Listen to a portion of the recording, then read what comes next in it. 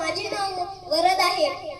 आज आपण मराठवाडा मुक्ती संग्राम दिन साजरा करीत आहोत. मराठवाडा मुक्ती संग्राम दिनाची तुम्हाला खूप खूप शुभेच्छा. 15 ऑगस्ट 1947 रोजी आपला भारत देश स्वतंत्र झाला.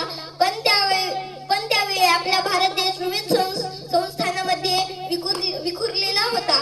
त्यावेळेच्या 562 पैकी 562 संस्थानांनी स्वतंत्र भारतात राहायची संमती दर्शवली होती व तशी कार्यवाही पण केली.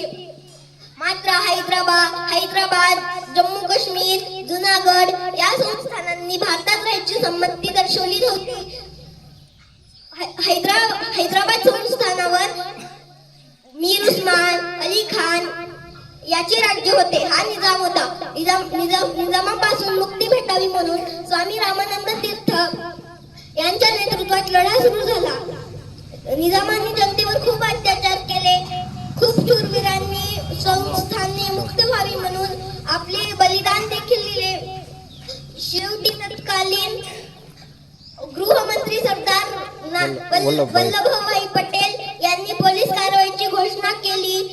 शेवटी 17 सप्टेंबर 1948 रोजी निजामाने हार मानली आणि मग तेव्हापासून हैदराबाद भारतात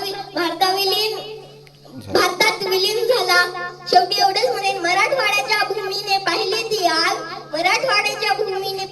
आग, स्वातंत्र्यासाठी दिला अनेकांनी त्याग, 17 सप्टेंबर 1948 ची तारीख, जेव्हा मराठवाडा झाला भारताचा एक भाग.